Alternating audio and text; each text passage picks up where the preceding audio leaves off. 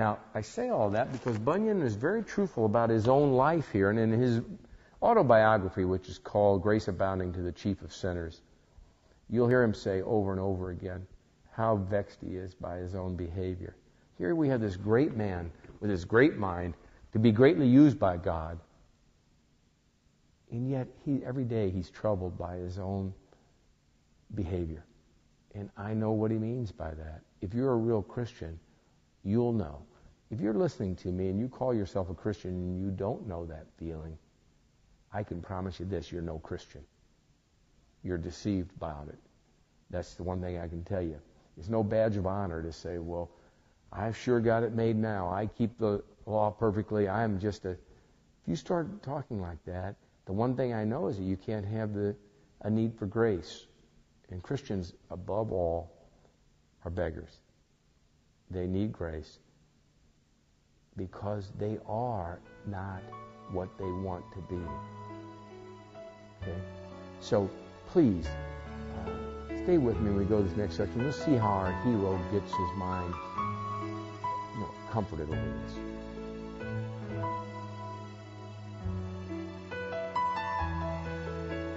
So in our little story here, Prudence, the character, says to our friend Christian, can you remember by what means you find your annoyances at times that they were vanquished? In other words, when you're troubled in your mind about these sinful things, these behaviors that still linger in you, what do you do? What cures it? What comforts you?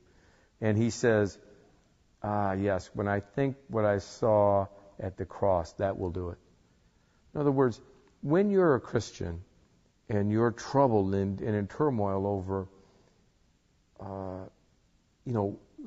fighting against temptation, against sin, and struggling with your own identity, you need really to go back to the cross because it's foundational to Christians, and consider who it is that's dying on that cross. Is it really God? Yes, it is. Why is he doing it? Well, he came to save sinners. Is that a reliable story? Yes, it's very reliable. These are facts. These aren't fables. These are facts. What is the universe doing at that moment? Well, it's watching. It's watching as its maker is crucified. A sky full of angels. How marvelous that really was that day. It is, like I said before, it's not surprising that we would delineate all time before and after that particular event. It was an earth-shattering, earth-shaking event. There's nothing like it before, nothing since. That is the pinnacle of time. So he says, I look upon the cross, and then he gains confidence, you see, that Christ died for him, that Christ died for his sin, that Christ has paid the penalty for his sin. Then he gets comfort from it.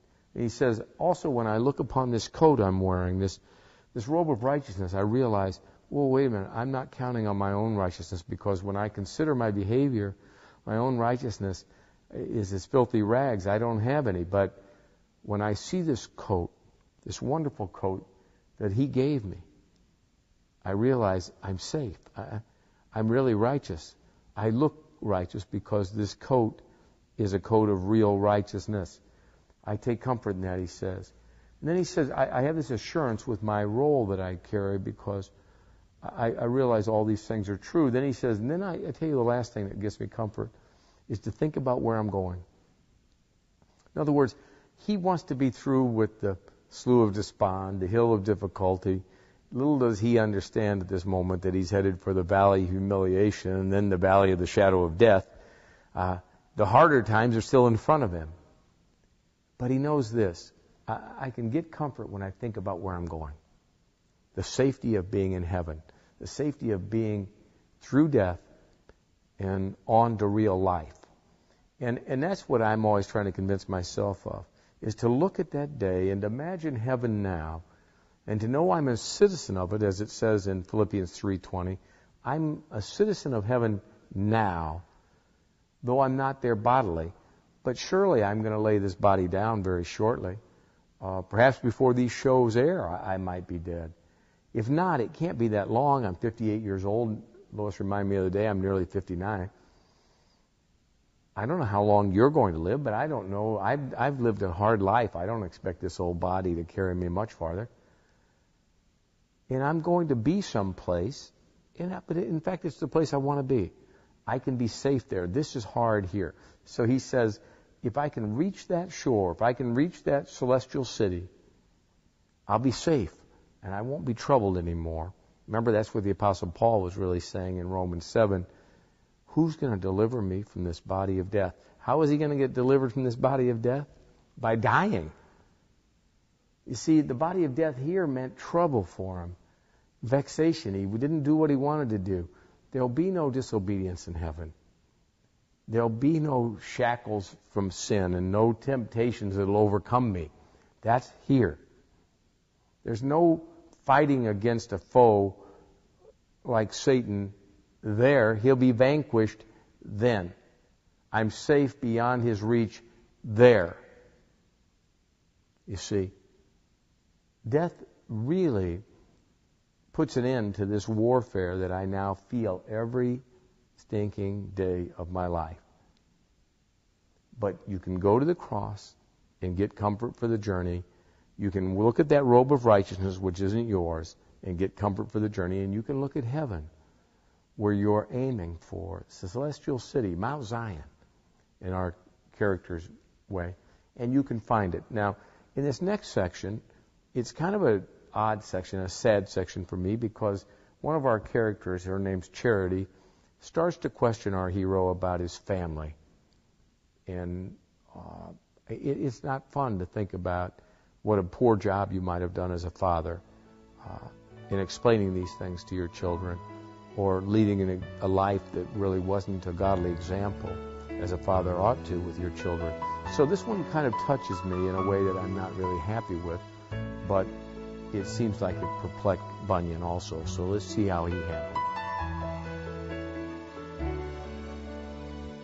So this character, Charity, says to him, to our hero, have you a family? Are you a married man? And he goes on and says, I have a wife and 4 small children. Now in the book 2, you'll find that his wife, named Christiana, and the children go on their own pilgrimage, and I can tell you it's good news in the end of that book. But now he's sad because he's left alone here. And so this woman starts to say to him, I don't understand, didn't you talk to them about their danger, and didn't you explain to them about the city of destruction? And he says, yes, but they wouldn't listen. And she says, well, why wouldn't they listen to you? And he says, why, my wife was afraid of losing this world, and my children were given to the foolish delights of youth, so that what by one thing and what by another they left me to wander in this manner alone. And she presses him on it and says, well, didn't you keep after them? And he said, I did, but the harder I tried, the more they resisted. And you can see the sadness building in Christian, and I don't know what Bunyan had in mind. But I will tell you personally, a very sad moment in my life. I thought about it last night for a long time. I was married before I married Lois, and I can remember, this is back in the mid-'70s, late 70s really. I said to my wife at the time, one morning we were up at 6:30 praying, and I said, you know, some fellows called me from Ireland who run a prison ministry over there and want me to come over and teach their children. It's a wonderful opportunity. They were called Soldiers of the Cross, and I would go into a prison outside of Belfast, and there was a lot of violence in that prison. In fact, in that point, it was the most violent prison in the world, if you can believe it. Catholics and Protestants, of course, killing each other. And she looked me in the eye and said to me, you go if you want to go. I want a bigger house and a faster car. And she got up and left the room. And really, what was left of our marriage was certainly doomed at that point. And yet, she had been a professing Christian before I ever came along. I was just a scoundrel.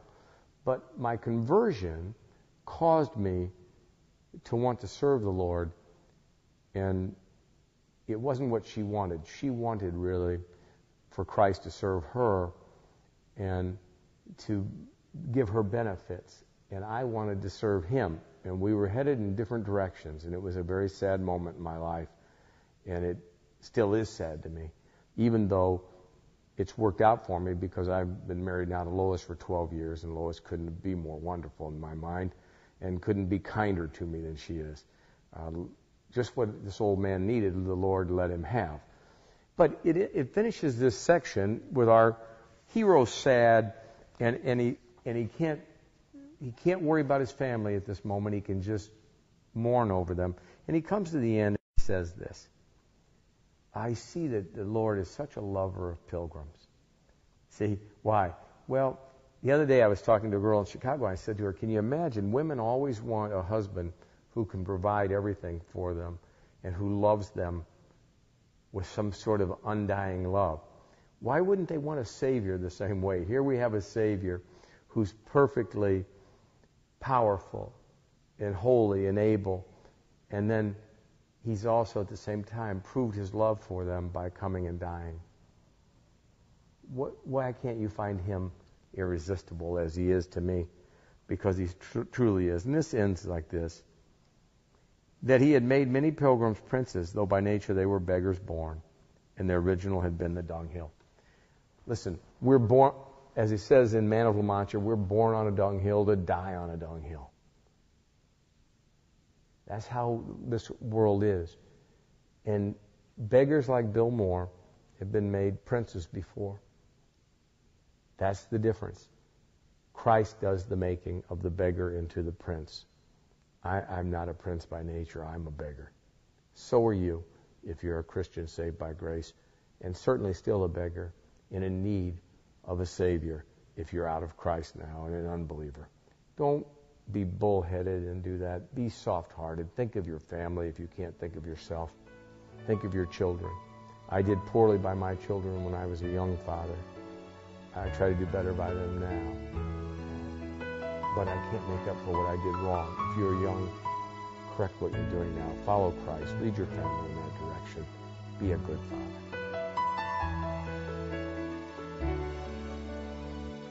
Well, in closing, I want to thank you for watching, really. When people call and say they watch, I'm greatly touched by it. I love this.